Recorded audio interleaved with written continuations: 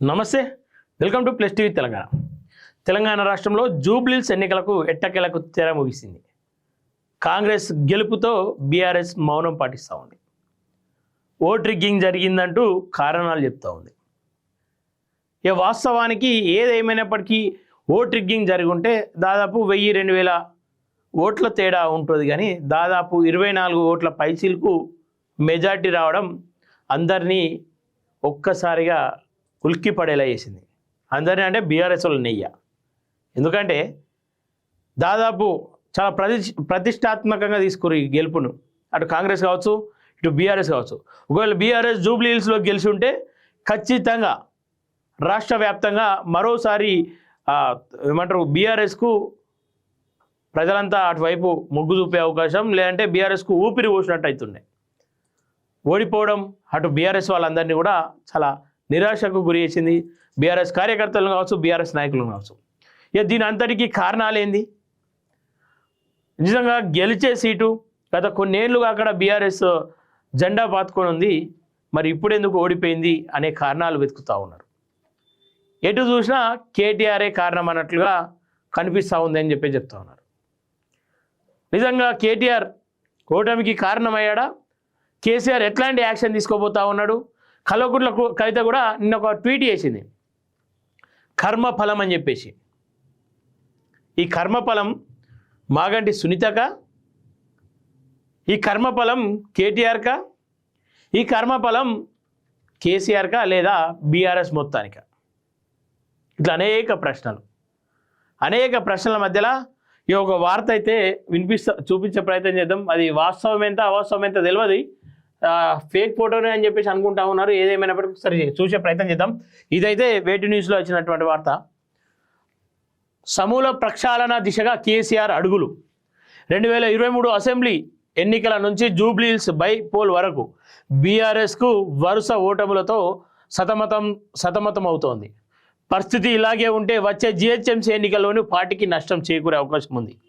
ఈ నేపథ్యంలో ఆ పార్టీ చీఫ్ కేసీఆర్ సమూల మార్పుల దిశగా అడుగులు వేస్తున్నట్లు తెలుస్తోంది. ఇప్పటి వరకు అడ్హక్ కమిటీలతో పార్టీని నడిపిన ఆయన త్వరలోనే రాష్ట్ర స్థాయి వరకు కొత్త నాయకత్వాన్ని బలోపేతం చేయాలని భావిస్తున్నట్లు సమాచారం అని చెప్తా ఉన్నాం. ఇగో దీనికంటే ముందు ఇంకొకటి, ఇది క్రిషాంక్ పేరు మీద నాకు తెలిసి ఇది వాస్తవానికి ఫేకే అనుకుంటున్నా. ఇదైతే వాస్తవం అయ్యే అవకాశం ఉండదు. ఎందుకంటే ఇది వ్యూస్కు తప్ప 8.8K వ్యూస్ అని చెప్పేసి పోస్టుకు వ్యూస్ పడాయి. ఎప్పుడు కానీ పోస్టుకు లైక్లు, కమెంట్లు, షేర్స్ మాత్రమే కనిపిస్తాయి. వ్యూస్ కేవలం వీడియోకి మాత్రమే పడతాయి. సో ఇదైతే ఫేకే అని చెప్పేసి భావిస్తూ ఉన్నా. అయినప్పటికీ ఈ పోస్ట్ ఒకసారి బాగా చెక్కలు కొడుతుంది సోషల్ మీడియాలో. ఇప్పుడు బీఆర్ఎస్ పార్టీ బతకాలంటే జూబ్లీహిల్స్ ఉప ఎన్నికల్లో పార్టీ ఓటమికి నైతిక బాధ్యత వహిస్తూ పార్టీ వర్కింగ్ ప్రెసిడెంట్ పదవికి కేటీఆర్ గారు వెంటనే రాజీనామా చేసి హరీష్ రావు గారికి బాధ్యతలను అప్పగించాలి. ఇది ఫేక్ ఫోటో అయినప్పటికీ కూడా అందరి మధ్యలో మాత్రం అదే ఉంది. ఎందుకంటే ఇప్పుడు పార్టీ కష్టకాలంలో పార్టీ బతకాలన్నా, పార్టీకి పునర్జీవం పోయాలన్నా ఇక కేసీఆర్ సైలెంట్ అయిపోయిండు. ఆయన ఆరోగ్య పరిస్థితులు కావచ్చు, ఇంకా అనేక అంశాలతో ఆయన ఫామ్ హౌస్కు కావచ్చు, లేదంటే ఇంటికి అంకితం అయిపోయిండు. తెలంగాణ ఉద్యమాల పార్టీ, తెలంగాణ ఉద్యమ సమయంలో చాలా బలంగా కనిపించినటువంటి పార్టీ. ఈ రాష్ట్ర పార్టీలకు వస్తే ప్రజలంతా ఏకమైరు, ఏకతాటిగా ఒకటే నినాదం, జై తెలంగాణ, మా తెలంగాణ మాకు అని చెప్పేసి నినాదం. ఈ నినాదానికి అనేక మంది ప్రాణం పెట్టి మరి, ప్రాణాలు అర్పించి మరి పోరాటం చేశారు. ఇక దానికంటే ఆ సమయంలో జీవం పోసుకున్నటువంటి పార్టీ బీఆర్ఎస్, అప్పటి టీఆర్ఎస్ తెలంగాణ రాష్ట్ర సమితి. ఇక పార్టీ కనుమరుగైతా ఉందంటే చాలామంది కూడా పార్టీ పైన ఇంకా కూడా ప్రేమతో ఉన్నారు. ఎందుకంటే కష్టకాలంలో తెలంగాణ రాష్ట్ర ఆవిర్భావం సమయంలో ఆ పార్టీని తెలంగాణ పార్టీగా మనం అందరం పిలుచుకున్నాం. విజయశాంతి కావచ్చు, ఇంకా అనేక మంది ఆ పార్టీ కోసం అనేక సార్లు కష్టపడ్డారు. వాళ్ళ పార్టీలను అందరూ విలీనం చేశారు. 2001లో పుట్టినటువంటి పార్టీ తెలంగాణ వచ్చేంతవరకు, తెలంగాణ వచ్చిన తర్వాత కూడా దాన్ని బతికించుకురు, కాపాడుకురు. వాళ్ళందరూ కూడా అయోమయంలో మునిగిపోతూ ఉన్నారు. మరి ఎందుకు ఆ పార్టీని ఇంత అగాధం చేస్తూ ఉన్నారు, కాకుల పాలు చేస్తూ ఉన్నారు, గద్దల పాలు చేస్తూ ఉన్నారని ఒక సాధారణ కార్యకర్త నుండి దానిపైన ప్రాణం పెట్టుకున్నటువంటి నాయకులు అందరూ కూడా ప్రశ్నిస్తూ ఉన్నారు. కేసీఆర్ ఒంటెద్దు పొగడ కావచ్చు, కేటీఆర్ అహంకారం కావచ్చు, హరీష్ రావును పక్కన పెట్టాలనే ఆలోచన పూర్తిగా ఆ పార్టీకి నష్టం చేస్తుందని చెప్పేసి భావిస్తూ ఉన్నారు. బై ఎలక్షన్ సమయంలో నిజంగా హరీష్ రావు గారి తండ్రి చనిపోవడం, ఆ సమయంలో ఆయన బయటకు రాకపోవడం ఈ ఓటమికి కూడా కారణం. ఆయన వచ్చి ఉంటే ఇంకొంత ఓట్ షేర్ పెరిగేది, గెలిచే అవకాశాలు కూడా ఉంటుండే అన్న ఆలోచనలో ప్రజలు ఉన్నారు, కార్యకర్తలు ఉన్నారు, నాయకులు ఉన్నారు. ఏదేమైనప్పటికీ హరీష్ రావు ఒక డైనమిక్ లీడర్ అని చెప్పేసి భావించే అనేక మంది ఇప్పుడు కౌశిక్ పేరు మీద ఏదైతే ఫేక్ పోస్ట్ సర్కిల్ అవుతా ఉందో అది అందరి మదిలో ఉంది. వాస్తవానికి కౌశిక్ కాదు, క్రిషాంక్ మనసులో కూడా ఉండే ఉంటుంది. సో దయచేసి ఏదైతే పాడి కౌశిక్ కూడా ఆ ప్రాంతంలో చేసినటువంటి అల్లరి కావచ్చు, ఆ తర్వాత కొన్ని స్ట్రాటజీలు చేద్దాం అనుకోరు. మాగంటి సునీతను నవీన్ యాదవ్ ఇంటికి పంపడం, ఆ నవీన్ యాదవ్ ఆఫీస్కి పంపడం, ఇట్లాంటి అనేక స్టంట్స్ చేసే ప్రయత్నం చేసి ఇవన్నీ కూడా కేటీఆర్ అనుమతి లేకుండా అయితే జరిగి ఉండేవి. కేటీఆర్ కనుసగలను అవన్నీ జరుగుతాయి. పాడి కౌశిక్ కావచ్చు, వీళ్ళందరి ఏది ఎర్రల సీను ఇంకా అనేక మంది ఆ ఇంటికి వెళ్ళారు, ఆఫీస్కి వెళ్ళారు. అక్కడ ఒక ఘర్షణ వాతావరణాన్ని నెలకొనే ప్రయత్నం చేశారు. ఇవన్నీ కూడా కొంత బీఆర్ఎస్కు నష్టం చేసినాయి.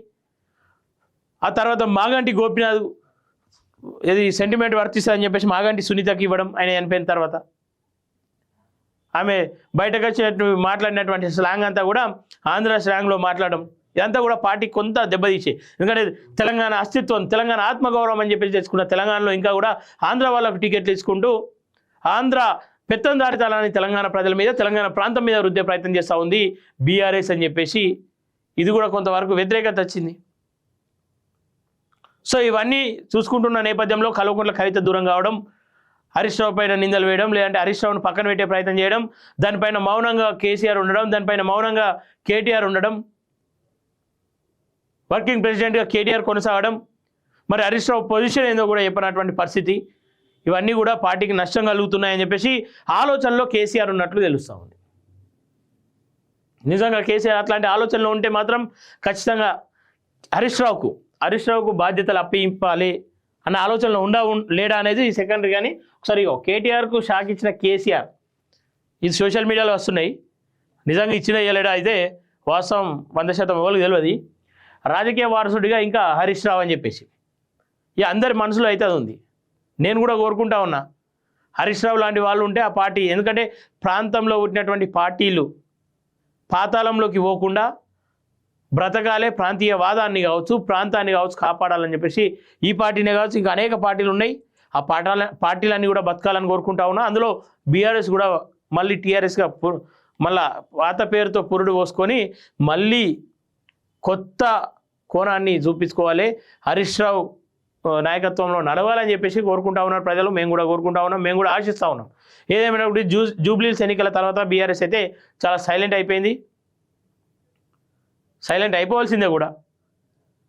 అనేక సవాళ్ళు, అనేక ఛాలెంజ్లు, రాజకీయ సన్యాసాలు తీసుకుంటామని ఇంకా అనేకం. వీటన్నిటి తర్వాత 14 తారీఖు నిన్న మధ్యాహ్నం కల్లానే ఆల్రెడీ రిజల్ట్ క్లియర్ అయిపోయింది. హరిబరిన సునీత గారు పారిపోవడం, అక్కడ నుండి మీడియాతో కూడా గతంలో ఛాలెంజ్ చేసినటువంటి సునీత గారు మీడియాతో కూడా మాట్లాడడానికి ఇష్టపడకపోవడం, నోరు ఓడిస్తే ఓట్ రిగ్గింగ్ అని చెప్పడం, ఇవన్నీ జరిగి మొత్తం మీద అయితే వాళ్ళు చాలా అయోమయ స్థితిలోకి అయితే వెళ్ళిపోయారు. ఏదేమైనప్పటికీ గెలిచినటువంటి నవీన్ యాదవ్ కూడా గెలవాలని చెప్పేసి కోరుకుంటూ బీఆర్ఎస్ క్రిషాంక్ కావచ్చు ఇంకా అనేక మంది పోస్టులు పెట్టిరు. దాన్ని అందరూ స్వాగతించవలసిందే. గెలిపోవడంలో సహజం. ఏదేమైనప్పటికీ మన ప్రాంతానికి మనం మేలు చేసుకోవాలి, మన ప్రాంతాన్ని మనం కాపాడుకునే దిశగా నడవాలని చెప్పేసి కోరుకుంటా ఉన్నాం. ఈ ఆలోచనలో నిజంగా కేసీఆర్ ఉంటే మాత్రం ఖచ్చితంగా 100% దాన్ని ఇంప్లిమెంట్ చేస్తే ఈ ప్రాంతంలో, ఎందుకంటే ప్రతిపక్ష నాయకులుగా బీఆర్ఎస్ ఫెయిల్ అవుతూ ఉంది.